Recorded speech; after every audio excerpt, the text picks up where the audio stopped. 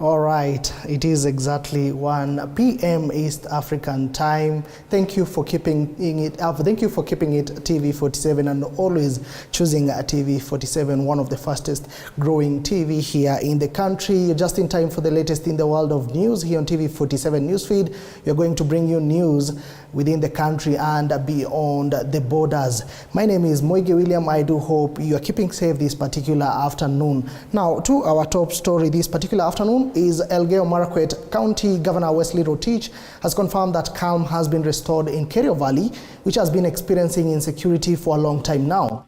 The governor praised the security officers for the effort they have put in place to ensure security is restored in the area, insisting that they shall work together to ensure peace and calm is recorded. President William Ruto and Interior Cabinet Secretary Kithure Kindiki have since visited the area and held a meeting with local leaders to discuss matters related to security. For the last 2 weeks, the gun has gone silent. We want to appreciate the president for accepting to move the KDF camp to near Kerio River at the border of Marakwet and Tiaty constituency, which has really helped a lot. I also appreciate because I've been called that I'm supposed to do another camp. Na nimejitolea kama governor ya kwamba nitaenda kulainisha hiyo kambi, wamesema niende nipeleke bulldozer, nitapeleka kwa hiyo kambi nyingine ya pili wamenipatia. Nipeleke mabulldozer pia ya county ili maneno ikwishe. We appreciate that milestone, but haimaanishi ya kwamba tumefika, kwa sababu kila mtu bado kuna bunduki yake ameweka kwa nyumba. Tunataka bunduki zote zitoke, hiyo area ifunguliwe, watu wafanye biashara, watu wafanye ukulima, watoto waende shule, watu wapone, ili we transform the Kerio Valley from the valley of death to a valley of opportunity. Kwa hivyo tunashukuru rais, na mimi kama governor ya eneo hili nimesema nitashikana na viongozi wote. Nataka nishukuru viongozi wa West Pokot kwa sababu wamekataa pia mambo ya revenge. Nashukuru viongozi wa Marakwet, tumekataa wote. Mwizi ni mwizi. Tukupate Marakwet, Pokot, Baringo, wewe ni mwizi. Away from that, alcoholic beverage manufacturers and other stakeholders in the sale of alcohol have decried high taxes imposed by government as the biggest impediment in the fight against second-generation beverages. Alcoholic Beverage Association of Kenya chairman Eric Githua observed that the war against second-generation alcoholic drinks and illicit brew cannot be won successfully if the government does not revise taxes imposed on the genuine liquor manufacturers. The stakeholders noted that taxes on liquor amounts to 49%, the cost of production, which pushes the price of beer and other alcoholic drinks up and which creates a negative effect to the consumers who opt to go for cheap and unfit liquor. The reality is that if you look at, for example, the 250 ml bottle of spirits, about 49% of that is usually tax, direct taxes. We have also seen over a period of time, the tax increases have always been done. And unfortunately, because of this, when the government increases the taxes, we've seen also the government getting less and less of that tax. Affordability of genuine alcohol is also a challenge because with such hard, depressing times, most consumers cannot afford genuine alcohol, thereby going to the second generation, which is mainly tax evaded, and also at times it's also something that is very harmful. It could be also substandard. So it is our recommendation from this forum, we need to have a conversation on what is the right tax regime. Embu, we have reduced the prevalence of this counterfeit alcohol to a substantial degree. So our objective is that by the end of May, the present prevalence should have been reduced substantially so that our country and our youths can prosper in a healthy environment. Some of us, we don't even know the manufacturers, the registered manufacturers, so that we can be able to remove those who are manufacturing illegally. So that is one of the charges. Then the penalty, which is being penalized, these people who are brewing the illicit brew. If you go to court, they are being fined for 2,000 shillings. That means somebody will come back and start brewing another time. So that is why the ABAC was involving all the stakeholders so that we can be able to move together, so that we can be able to eradicate. Those are the challenges, and so many, they are there. But we have discussed with the ABAC and the chairman and the county commissioner so that we can be able to move forward. Elsewhere, retired President Uhuru Kenyatta's first cousin, Captain Kongo Muigai, has dismissed intensified calls by the opposition team to have the Kenya Kwanza administration resign for supposedly being in office illegally. Captain Kongo stated that Azimio la Umoja coalition leader Raila Odinga should in details explain to Kenyans how he wants President William Ruto to leave the office he was given by Kenyans. Kongo maintained that Odinga unsuccessfully challenged Ruto's August 9 presidential victory at the Supreme Court, but he seems to have reignited himself, declaring his vote was stolen. Kwa hivyo hii watu ambayo wanaleta shida, na mimi nimesema mbeleni, wanaongozwa na Raila Odinga. Raila Odinga ni rafiki yangu kama miaka 60 hivi, na mimi namjua sana. Ile kitu Raila anatafuta ni ofisi. Amezoea kuingia kwa serikali kutokea mlango ya nyuma. Na mimi nawasihi wale watu wanamfuata, watu ambao wamesoma, Kalonzo Musyoka, Martha Karua, Kioni, hawa watu kwenda kuambia wana Kenya ati Ruto must go. Ruto ataenda namna gani? Ako kwa ofisi. Ni kusema wanataka vita. Ama watueleze Ruto must go, atapitia wapi, ataenda namna gani? Na hiyo wanaambia watu yao wataenda kutoa Ruto State House waingie. Hiyo ni kuleta shida, hiyo ni kuleta vita. Na mimi nawasihi, tafadhali wakubali hiyo maneno ilikwisha, tuendeleze, tuko na watoto. Hiyo maandamano wanafanya, watoto wanakosa kwenda shule. Vitu ya Wanakenya inaharibiwa, na wao wanasema ati wanataka kusaidia Wanakenya. Wanasaidia Wakenya gani? Mama boga, sijui wa biashara kidogo, pesa nini, zinavunjwa. Kwa sababu hii watu wanawafuata, kazi yao ni kutafuta pahali ya kuibia watu. Hakuna maneno mengine, wanatafuta tu nafasi. Hata hiyo wanaita ya Tuesday. Uliona hiyo watu vile wanafurahia wakiambiwa namna. Kwa sababu wanajua ni nafasi yao ya kwenda kuvunja biashara za wenyewe, kuibia watu, kuruti watu. Kwa hivyo mimi ningewasihi wakome. And the Institution of Engineers of Kenya has called upon the government to complete stalled projects to enable Kenyans enjoy the fruits of their sweat as taxpayers. The engineers, led by their president, Engineer Eric Ohaga, called on the government and various organizations to offer internship opportunities to engineering graduates in efforts aimed at digitalizing the skills they have acquired in developing the country. His sentiments were echoed by Engineer Jennifer Gashe, a council member who asked governors to seek engineers' expertise in having better development projects in the country. They were speaking during the 51st annual meeting in Nairobi. The Institution of Engineers is deeply concerned about the state of the stalled projects in the country. As a professional body that promotes the advancement of engineering in Kenya, we believe that urgent action is required to address these critical issues. We are concerned about the high number of the stalled infrastructural projects in the country. There are so many projects that were started and have been left incomplete, as you are aware. Many are due to financing challenges, but others are due to the disputes and design challenges. It's our view that the taxpayer will be faced with huge bills to pay for the idle plant and equipment that have been mobilized for purposes of these particular projects.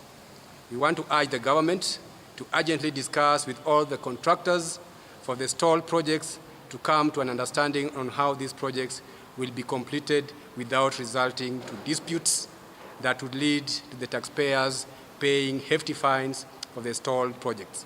Every county is putting in place an industrial park and also a special economic zone for value addition.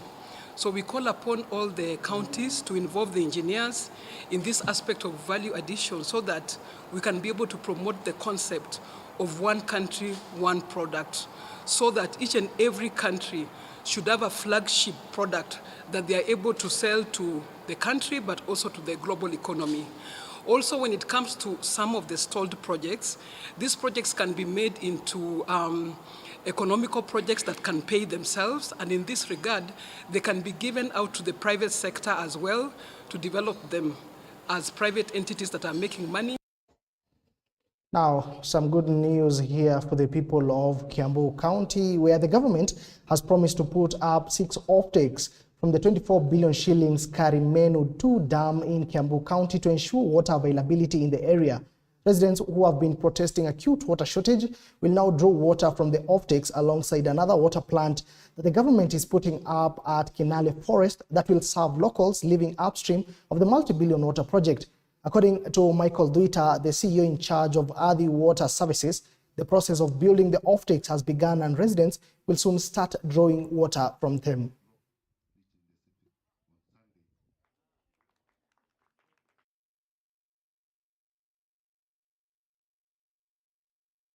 They have already started benefiting from the water from Kalimino Dam. The community living around the water treatment plant are already enjoying the commodity. And in both Gatudu North and Gatudu South, we have 6 offtake points, part of which are Kamwangi, Gatudu Town itself, Kenyatta Road, Ngewa. In total, we have 6 offtake points that are serving the Gatudu North and Gatudu South constituencies and part of Lower Githunguri. Leo tumeweza kuleta miti 3,000 na ni siku yetu ya kwanza, lakini tumefanya mapatano na Athi Water tuweze kukaa hapa na jamii tuweze kuendelea kupanda miti, na mwaka huu tuna target ya kupanda miti 1,100 kwa hii Athi Water Dam hapa Karumenu. Kwa muda ambao tumefanya na communities, kwa sababu seedlings zetu zote tunatoa kwa community groups na tunawafundisha kutengeneza, tumeona jamii wamefurahia sana. They have already started benefiting from the water from Kalimino Dam. The community living around the water treatment plant are already enjoying the commodity. And in both Gatudu North and Gatudu South, we have 6 offtake points, part of which are Kamwangi, Gatudu Town itself, Kenyatta Road, Ngewa. In total, we have 6 offtake points that are serving the Gatudu North and Gatudu South constituencies. And all right, some good news for the people of Kiambu County. Now let us shift gears and head to Mount Kenya East region, whereby a family of 6 escaped death narrowly after a landslide destroyed their house at night at Dunguri village in Dia, Kirinyaga. According to the victims led by the owner of the homestead, Samuel Muremi, the incident occurred at around 2 a.m. when he was in deep sleep. Muremi, who is unwell, said he could not do nothing because he only had his wife and grandchildren shouting that the house was collapsing. Tabitha Wanjiru, the wife, said a traditional tree fell on their house during the incident, where she had a very hard time struggling to help the ailing husband.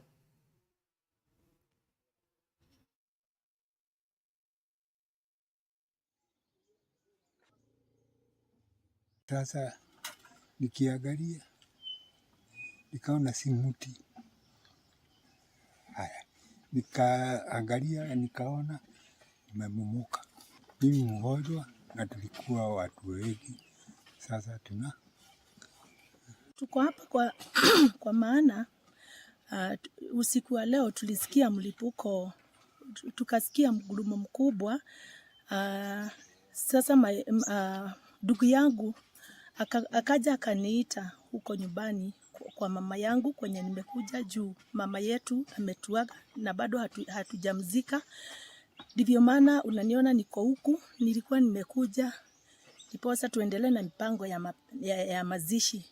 Kwa wakati nilikuwa nimelala kule, tukasikia hiyo mgurumo, naye ndugu yangu akaja akaniita akaniambia kwa ndugu yetu mkubwa kumebomoka. Hapa asubuhi kwa maana niliambiwa nilipigiwa simu usiku wa saa 7. Nikaambiwa nyumba ya huyu brother wetu imeangukiwa na mchanga na miti. Sasa nikaamua leo nitakuja ili tukuje tuondoe hiyo mchanga, lakini kukuja tukaona hakuna njia tunayoweza kuondoa hiyo mchanga. Milima ni mikubwa sana na wakati mwingi hiyo mchanga wakati mvua imenyesha inakuwa nyepesi sana.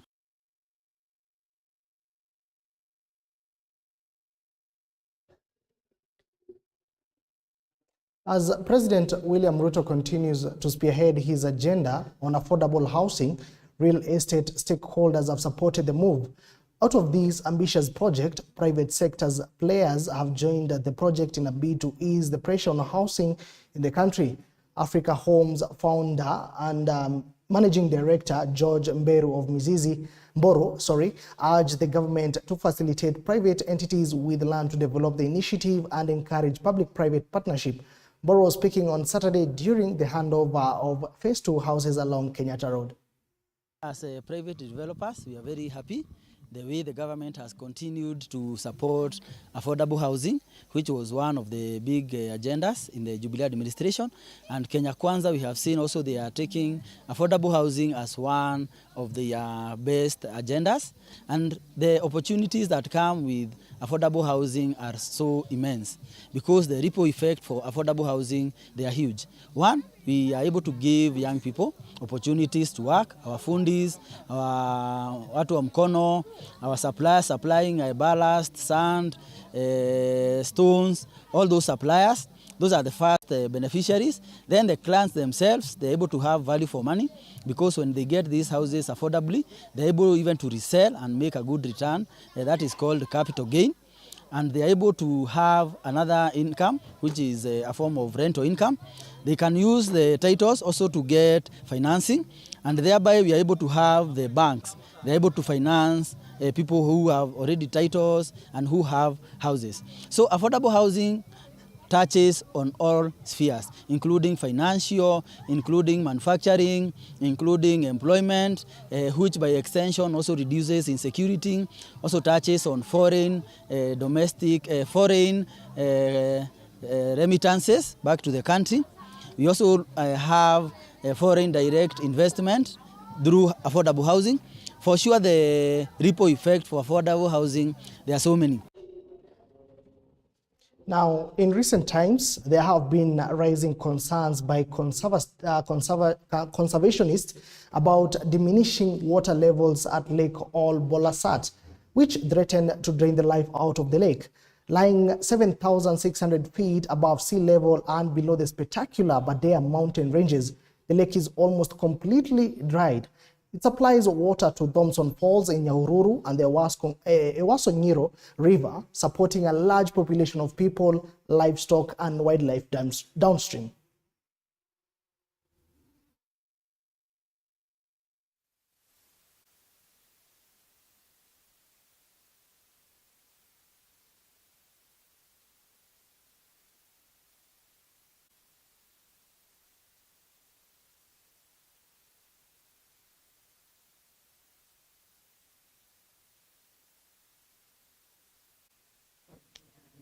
Now, to a developing story, lawyers defending Pastor Ezekiel Odero of New Life Mavueni Church, led by lawyer Dunstan Omari, are currently addressing the media on the arrest of the pastor. Let's cross over and listen in.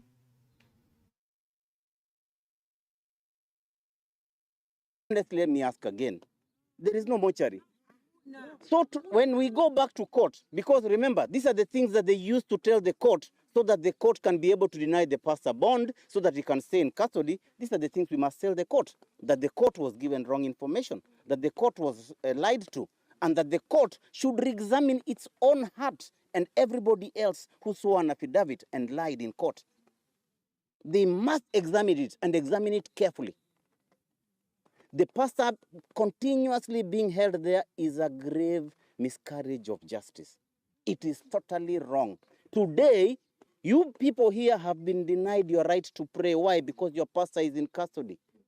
You are being denied by remoteness to pray. Your right, which is a constitutional one, is denied to you. Let everyone here know. And when you leave this place, please spread that word. Use your cameras, use your phones, use your WhatsApp, use your bundles to show the world that what has been said is a lie and it's a gross injustice.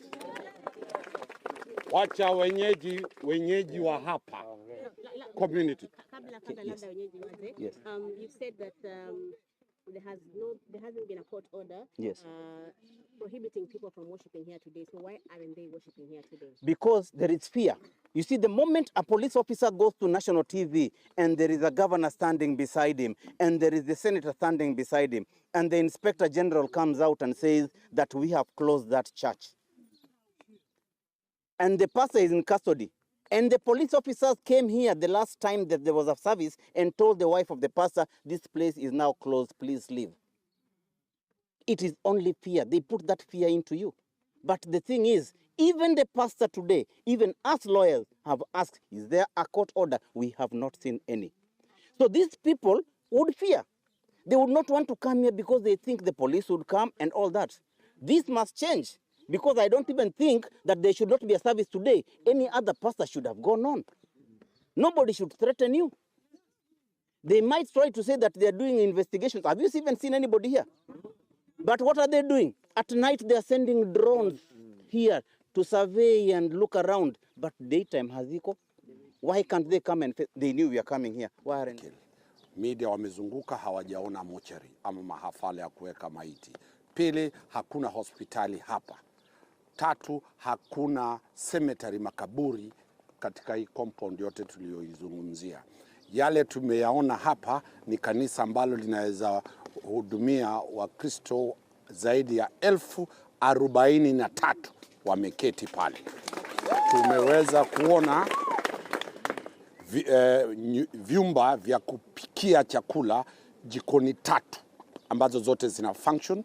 Tumeweza kuona dining room pale ambapo mahoteli watu wanakula. Tumeweza kuona nyumba za wale ambao wanakuja hapa. Tulisema kwamba hakuna mtu anayelala katika kanisa hili. Ukikuja kulala hapa unalipa shilingi 500 kwa siku, na utakaa hapa kwa muda usiozidi siku 5. Manyumba yale tumeyaona pale. Tumeweza kuona pia vyumba vya kukula.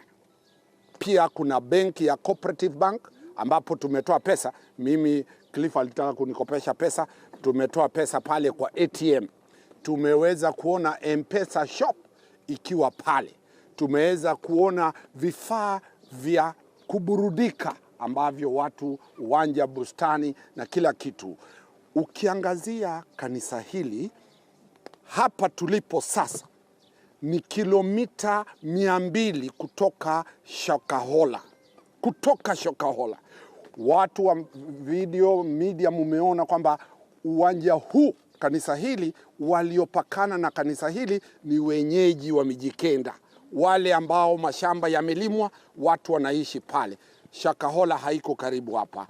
Tutakwenda kutoka hapa, tutawaonyesha watu makaburi ya Kimijikenda ambapo wenyeji waliomuuzia Pastor Ezekiel makaburi yao yako pale, na walikataa asiweze kununua sababu pale ni kaya za Kimijikenda. Kwa hivyo unavyoangalia shule iko pale ya kiinternationali, inapambana na zile shule maarufu za Nairobi International Schools, ni shule maarufu. In summary, tunachokiona hapa ni wivu. Ni wivu. Ni wivu sababu standard ziko hapa, ndiposa pasa anapigwa na anashikwa. Kwa hivyo wacha kwa mwisho Cliff ataelezea kwa Kizungu, lakini all right, that is lawyer Danstan